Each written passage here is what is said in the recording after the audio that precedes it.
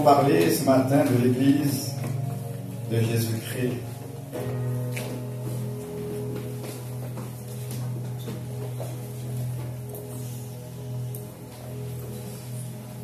Vous savez, tout rassemblement n'est pas l'Église de Jésus. Et l'Église n'a pas commencé avec Jésus parce que l'Ecclésia, les Romains, ils avaient leur Ecclésia, les Grecs, ils avaient leur Ecclésia. Et Jésus va dire à Pierre, dans Matthieu chapitre 16, je nous invite à y aller ensemble. Matthieu chapitre 16.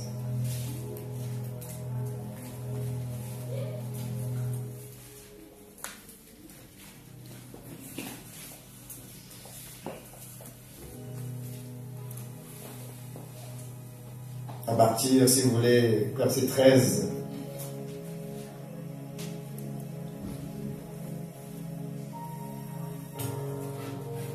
Jésus étant arrivé dans le territoire de Césarée de Philippe, demanda à ses disciples, qui suis-je pour dire des hommes, moi, le Fils de l'homme?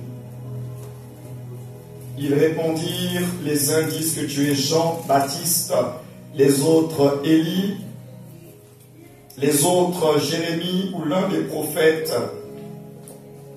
Et vous, leur dit-il, qui dites-vous que je suis? Simon-Pierre répondit, tu es le Christ, le Fils du Dieu vivant. Jésus, reprenant la parole, lui dit, tu es heureux, Simon, fils de Jonas, car ce ne sont pas la chair et le sang qui t'ont révélé cela, mais c'est mon Père qui est dans les cieux. Et moi, je te dis que tu es Pierre, et que sur ce roc, je bâtirai mon église, et que les portes du séjour des morts ne prévaudront point contre elle. Je te donnerai les clés du royaume des cieux. Ce que tu liras sur la terre sera lié dans les cieux, et ce que tu délieras sur la terre sera délié dans les cieux.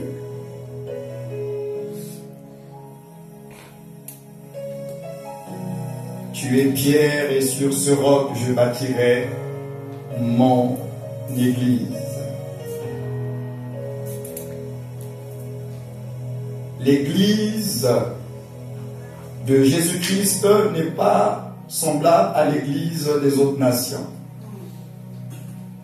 Son ecclésia est particulière. Nous allons vraiment faire un résumé de ce sujet. On l'avait déjà vu ensemble que l'église, c'est le mystère de Dieu. C'est le mystère de Dieu. Pourquoi? Parce que c'est, si vous voulez, le deuxième corps terrestre de Jésus de Nazareth. C'est pourquoi on dit que nous sommes le corps de Christ sur la terre. Parce qu'au ciel, il n'y aura pas le corps de Christ.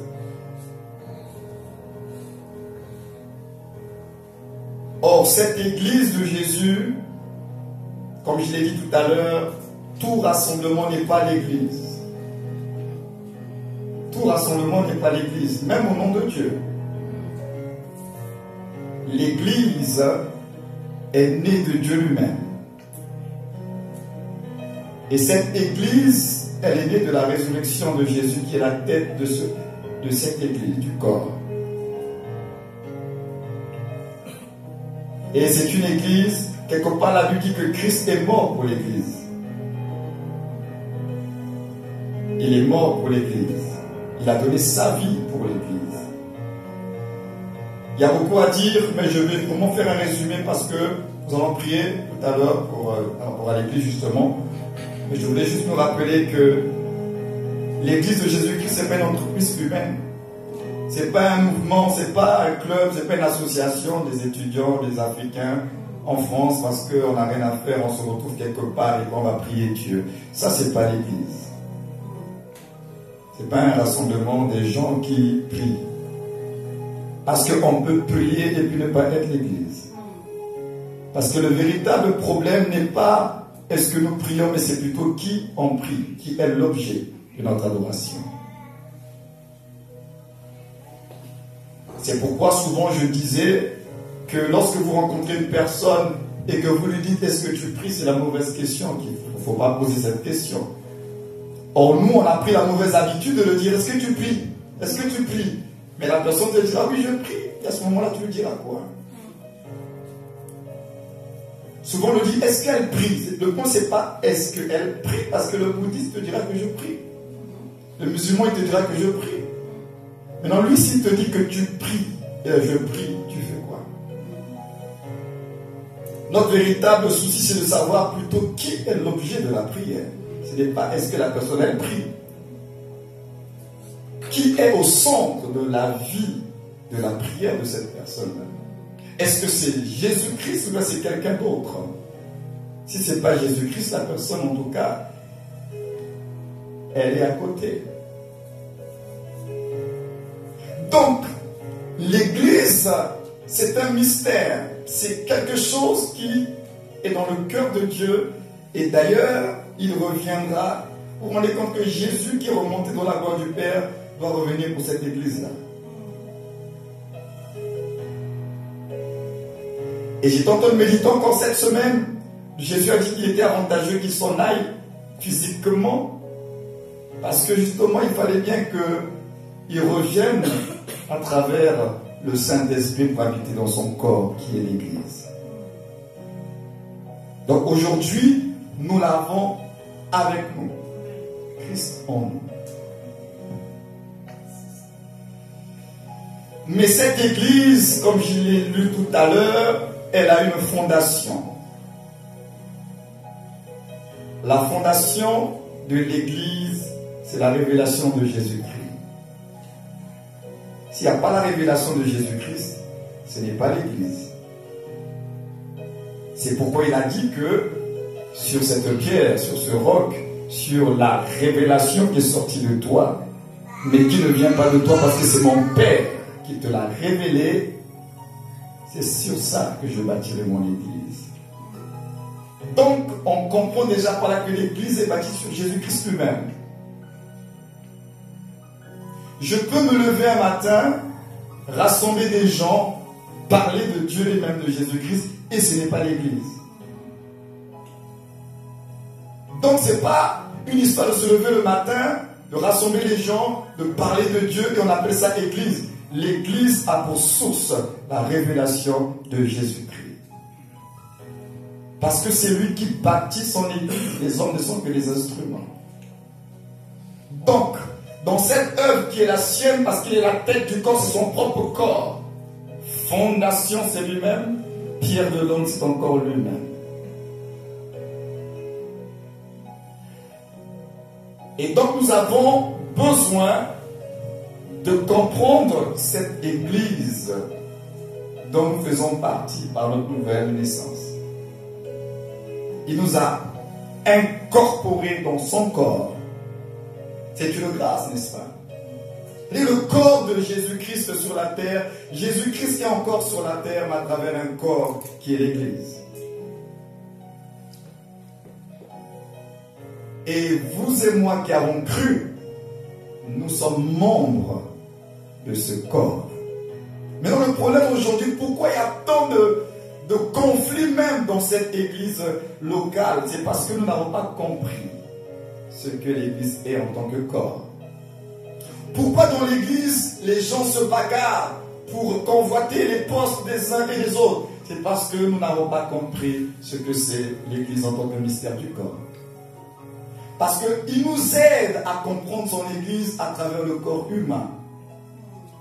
Parce que s'il n'avait pas pris ces images-là, ça allait être difficile pour nous de comprendre et de saisir son église. Alors lui, son église, il dit que c'est comme un corps, avec des membres. Mais des membres qui sont différents. Mais la différence de ces membres ne veut pas dire pour autant que les membres différents sont moins importants, mais ils sont inférieurs. Ce n'est pas parce qu'on est différent qu'on est inférieur. Ce qui fait que dans l'église, il y a ce qui est visible et ce qui n'est pas visible. Mais est-ce que le fait d'être visible me rend plus important que celui qui n'est pas visible? Non. Nous n'avons pas compris cela. C'est pourquoi tout le monde veut être visible. Tout le monde veut être derrière le pupitre. Tout le monde veut chanter, tout le monde veut prêcher. Parce qu'on pense que c'est en étant visible qu'on est important devant Dieu. Or, lui dit que votre corps a des membres qui ne sont pas visibles, mais ils font partie du corps. Donc, arrêtons-nous un peu sur le corps, puisqu'il veut que nous comprenions son Église par rapport au corps. Et lorsque j'aurai compris que j'ai une grâce, je ne suis peut-être pas comme mon voisin ni ma voisine, mais j'ai ma grâce à moi, je dois apprécier ce que j'ai reçu de Dieu, bénir Dieu par rapport à ce que j'ai reçu, mais ne pas chercher à être comme l'autre. Vous savez, la seule personne qu'on doit imiter, c'est qui? C'est Christ, c'est même pas le pasteur. C'est Christ. Les frères et les sœurs nous inspirent, n'est-ce pas? Un frère et une sœur peut inspirer de par sa consécration. Nous sommes appelés à nous soutenir, à tirer les faibles. Mais le modèle, c'est Christ. Donc, si on comprend cela, on n'a pas besoin de vouloir prendre la place de quelqu'un. Commencer à demander, je veux être comme, je veux aussi, non, l'église de Jésus-Christ, c'est un corps. C'est son corps, avec des membres différents. Peut-être que là où tu es assis ou assise, tu es une oreille, fais partie de la main, de ce corps, tu fais partie peut-être de la jambe. Qu'importe ton positionnement, tu fais partie du corps, c'est ça le plus important. Normalement, le fait de faire partie du corps devait nous suffire. Mais aujourd'hui, il y a tant de conflits. Nous devons comprendre que ce qui légitimise l'Église, c'est la révélation de Jésus-Christ. Tu es le Christ, tu es le Fils de Dieu. Jésus est le Fils de Dieu. C'est pourquoi on avait vu avec vous dans Acte 2:36 que Pierre disait à cette multitude que toute la maison d'Israël doit savoir avec certitude que Jésus est le Christ. Jésus est le Christ. Il est l'envoyé de Dieu. Il est le Fils de Dieu, le Rédempteur, le Sauveur, le Libérateur. Il est le porteur de la grâce. La loi est venue par Moïse, mais la Bible déclare la grâce et la vérité sont venues par Jésus-Christ. Et c'est cette grâce qu'il a apportée qui nous a révélé l'amour du Père. Et cet amour du Père nous a accueillis dans sa présence, la communion de l'Esprit. C'est pourquoi Paul, dans la salutation, il dit que la grâce de Jésus-Christ, que l'amour de Dieu le Père et la communion du Saint-Esprit soient avec vous.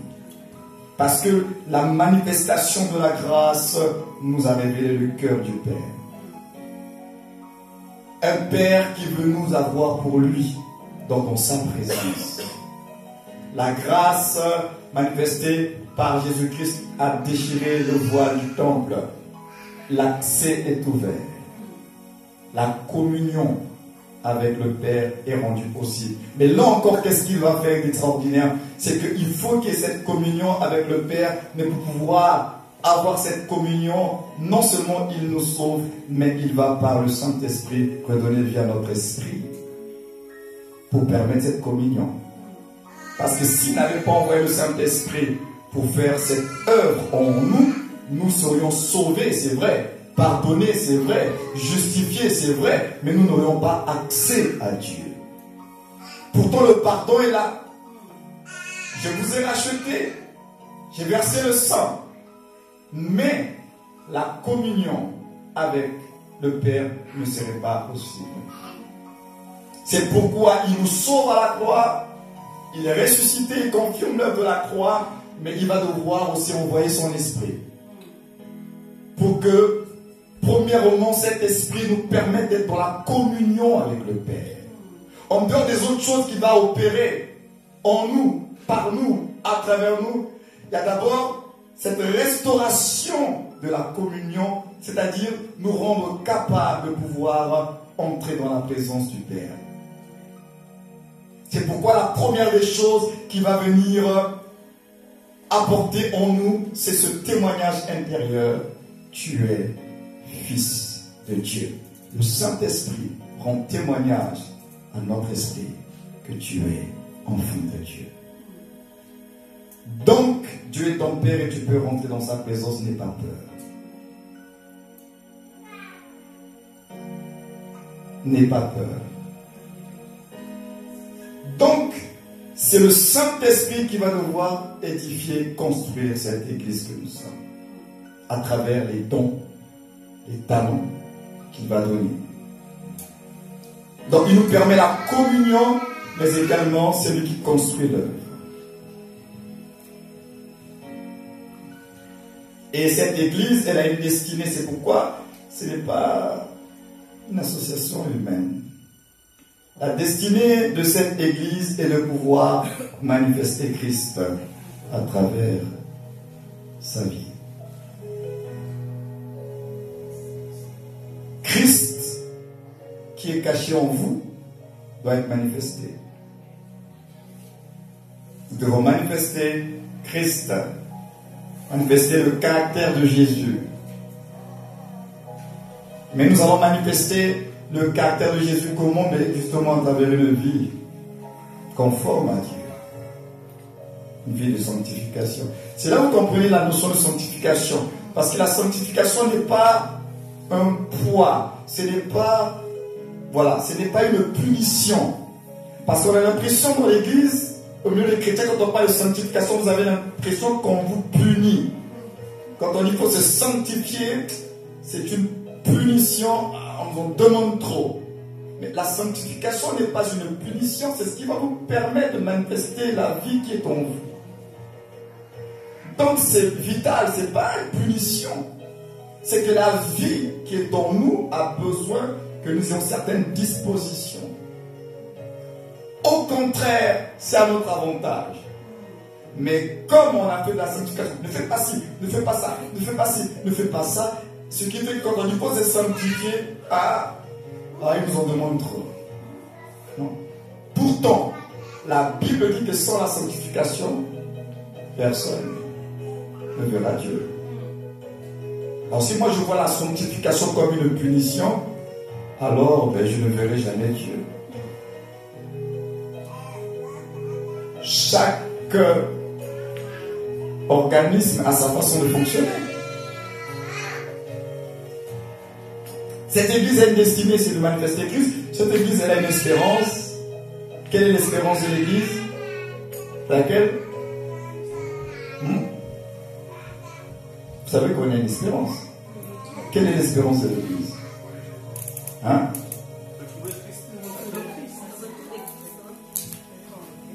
Oui, c'est ça, c'est la gloire.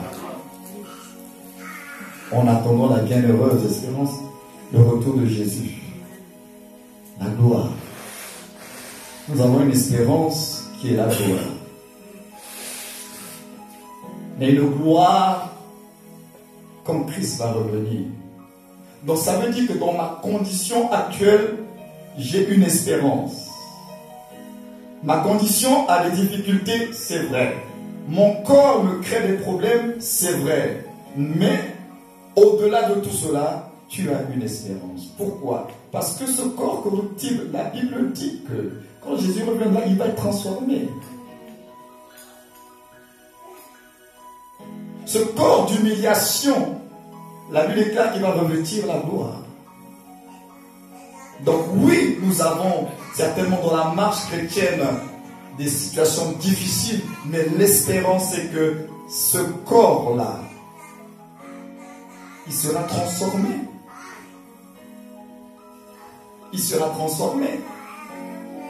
La gloire. Et ce qui m'intéresse ce matin, c'est de vous parler rapidement du quotidien. On a parlé un peu de l'Église, quelle est sa destinée, son espérance. On va parler un peu de son quotidien. Parce que tout à l'heure, on va prier pour l'Église. Et le quotidien de l'Église, nous n'allons pas le trouver ailleurs que dans le livre des Actes des Apôtres. Et il y a 6 choses que j'aimerais que nous puissions rapidement comprendre par rapport à l'Église dans Actes chapitre 2. Actes chapitre 2, à partir du verset 41. L'Église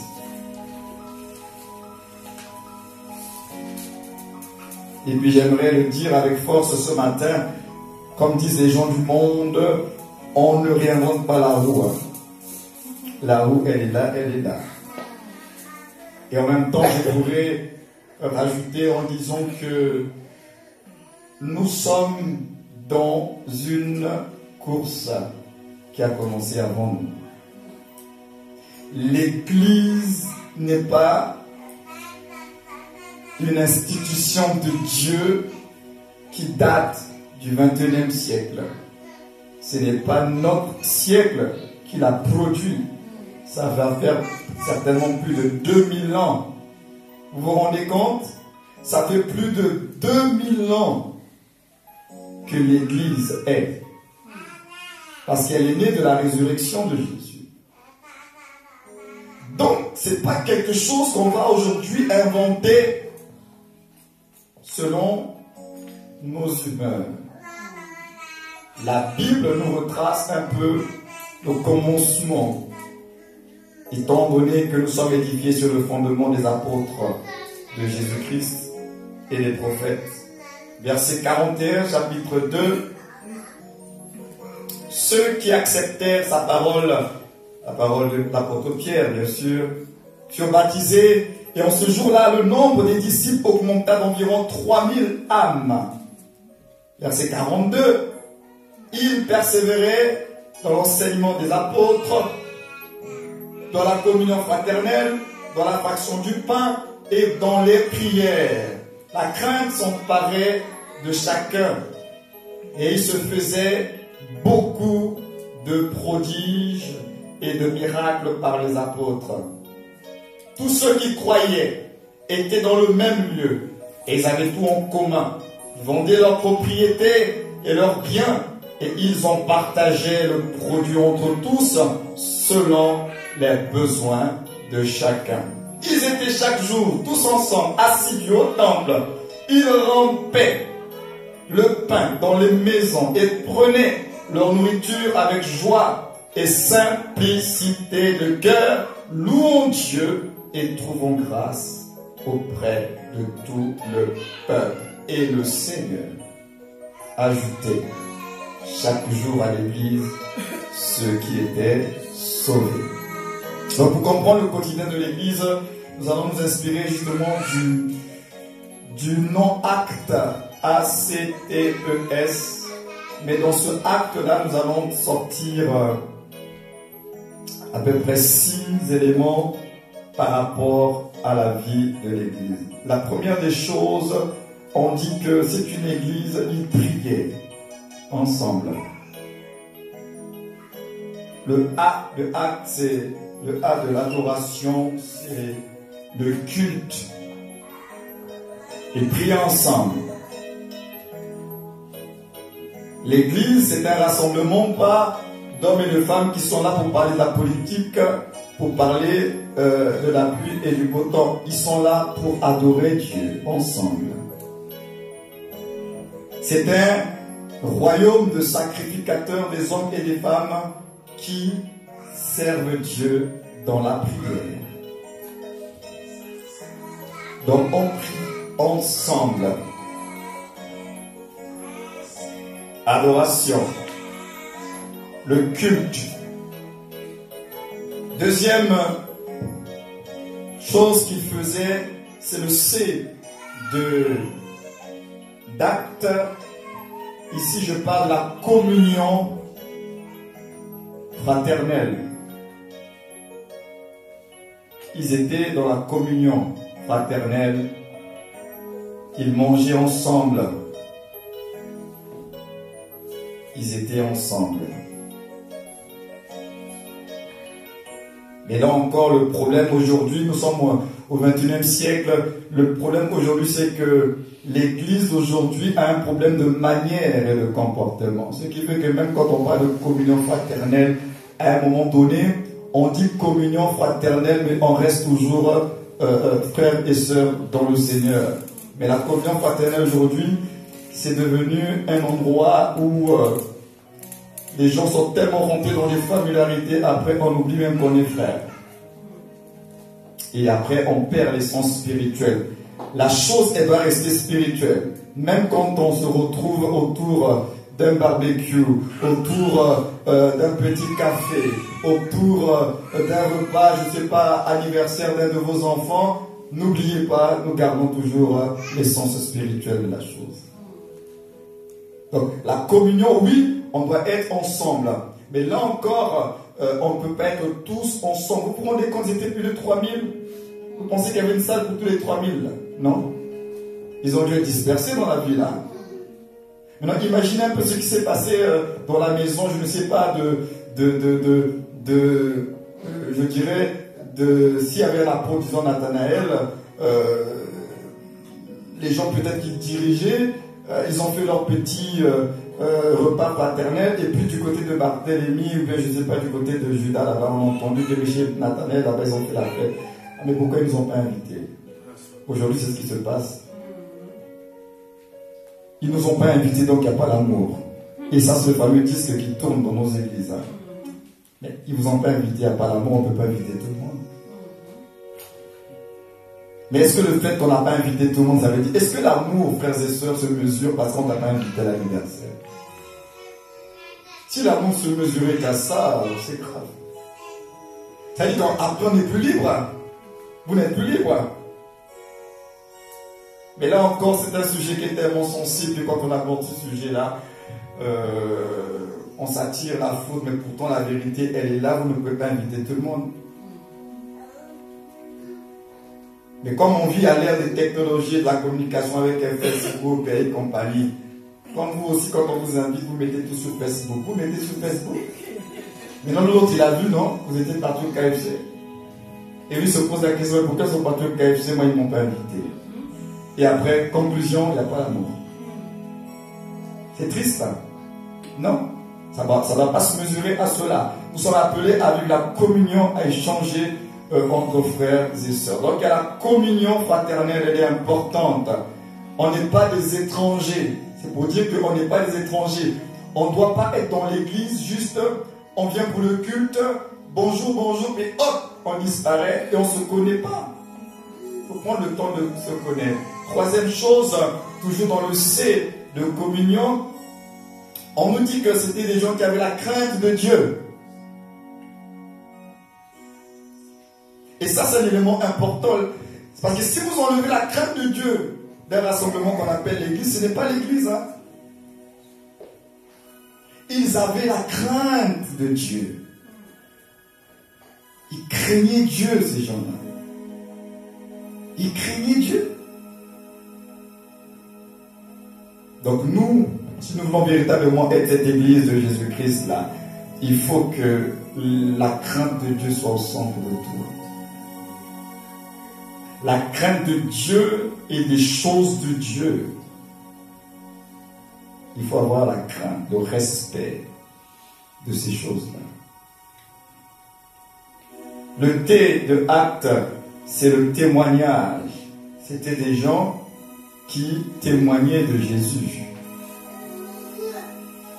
Normalement, l'église de Jésus-Christ, c'est une église qui est témoin, missionnaire. Je reviens du Maroc. Moi, je leur ai dit, je leur ai encore redit, que pour moi, selon ma conception des Écritures, je ne pense pas que dans une église, normalement après, ça dépendra de l'âge de l'église, mais je leur dis, je ne pense pas que dans une église, on doit avoir un département d'évangélisation. Parce que l'évangélisation, normalement, tout chrétien doit évangéliser. Parce que quand on met un département d'évangélisation, c'est pas mauvais en soi, mais le problème c'est que ça crée un autre effet. L'effet c'est qu'il y a des gens qui se disent, pour moi, je ne suis pas appelé à ça. Ce sont les autres qui évangélisent. Alors que tout disciple de Jésus doit témoigner de Jésus. Évangéliser, c'est témoigner de Jésus. Si, dès le début de l'église, on comprend ça, tout le monde est témoin de Jésus. Donc, et pourquoi on va mettre en place un département alors que tout le monde a compris qu'il est témoin de Jésus? C'est pourquoi je leur ai dit, quand une église est encore fragile, elle est encore jeune, on peut permettre ce genre de choses. Mais quand on rentre dans la maturité, normalement, toute une église doit comprendre qu'elle est témoin de Jésus. Toute une église, on est tous témoins de Jésus. Et vous allez remarquer dans l'église primitive, ils témoignaient. Ils témoignaient, il n'y a pas un groupe qu'ils ont mis en place qui vont témoigner et puis d'autres qui ne témoignent pas. Chacun de nous a un témoignage, a une histoire. Si Dieu est réel pour vous et moi, alors nous devons parler de Dieu. Trouver des stratégies, prier le Seigneur qui nous oriente par tous les moyens, en tout cas, on doit communiquer la bonne nouvelle de Jésus-Christ. Et ça, normalement, c'est quelque chose qu'on doit dire à toute l'Église, que tout enfant de Dieu, né de nouveau, né de l'Esprit, tu es un témoin de Jésus. Ils témoignaient, ces gens-là. Le E de acte, c'est l'enseignement. La Bible dit persévérer dans l'enseignement. C'est une église, ce sont des gens et des femmes qui aiment l'enseignement. Qui aiment l'enseignement. Mais aujourd'hui, nous avons remarqué que les gens n'aiment pas l'enseignement. Les gens aiment quand il y a plutôt le show. Mais eux, ils persévéraient dans l'enseignement. Ils aiment l'enseignement. Et nous devons aimer l'enseignement. Il faut aimer l'enseignement.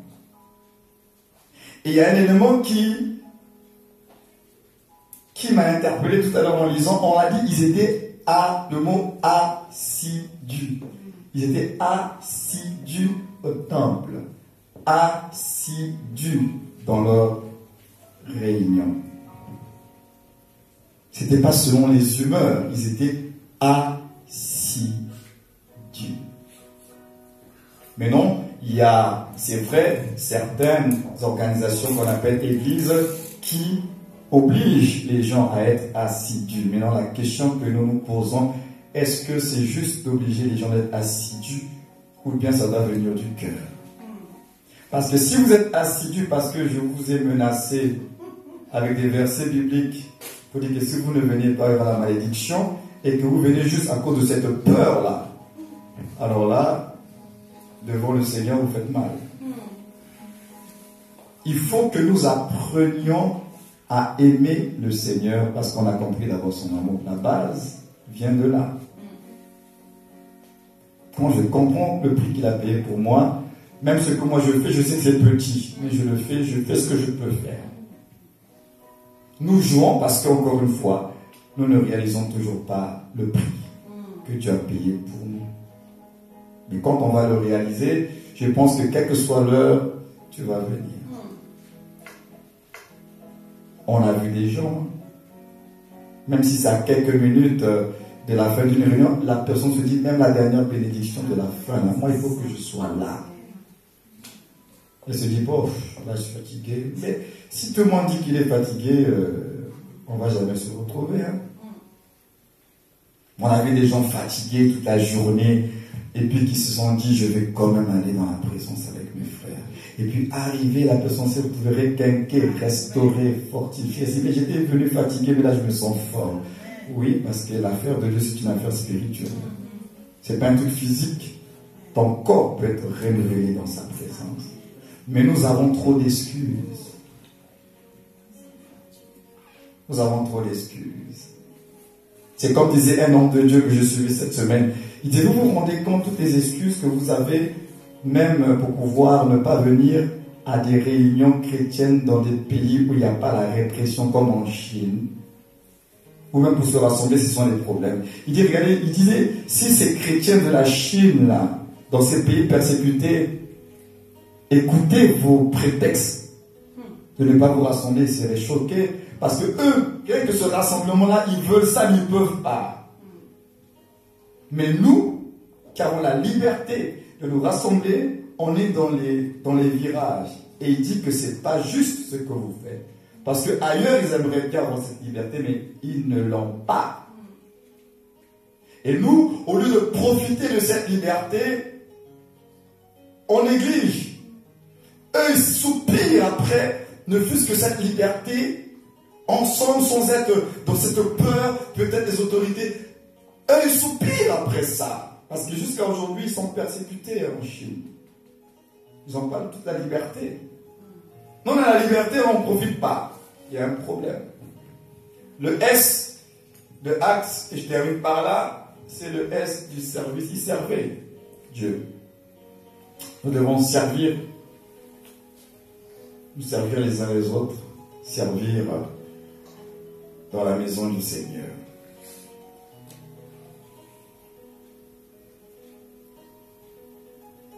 Il servait, il se sanctifiait. Nous aurons l'occasion d'aller un peu plus en profondeur sur l'enseignement sur l'Église, mais ce que je voulais nous partager ce matin, c'était d'abord de rappeler un peu l'Église et nous dire que l'Église prend sa forme organisationnelle en fonction des besoins. Vous ne pouvez pas être un groupe de 5 personnes et puis vous allez, bon, peut-être 5, vous allez mettre tous les départements en place, un comité. Bon, on est 5, donc toi, tu es l'intercession, toi, c'est l'évangélisation. Toi, le but de l'Église, c'est pas de donner des postes aux gens. C'est pas de donner des titres aux gens. On n'est pas là pour ça. On est là pour servir Dieu.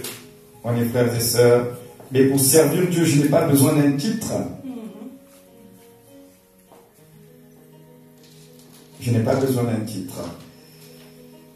Parce qu'on sert Dieu autant à l'intérieur qu'à l'extérieur. Or, nous, on a cru que servir Dieu, c'est seulement ce qui se fait dans les 4 murs de l'Assemblée. On peut servir Dieu de plusieurs façons. Même si dans ce que tu fais, le pasteur de l'église ne connaît pas, il ne voit pas, mais ton Dieu qui est dans les cieux, il voit ce que tu fais. Alors que cherchons-nous? L'approbation des hommes ou l'approbation de Dieu? Donc, on ne peut pas retarder les choses. Il y a des absents qui ne sont pas là. On va leur aider l'information parce que nous allons prier pour les responsabilités. Il y a certaines personnes qui servent déjà ici mais qui ne servent pas, comment je dirais, après qu'on ait pu vraiment les recommander. Et la prière de recommandation que nous allons faire, elle est importante parce que ça permet d'éviter, et ça serait bien qu'on fasse appel puisqu'on est à la fin là. Est-ce que tu peux appeler la sœur Mireille qu'elle soit là? C'est pour éviter justement l'histoire de qui t'a établi, tu es qui pour dire ou bien pour faire ci. Parce que lorsque Moïse a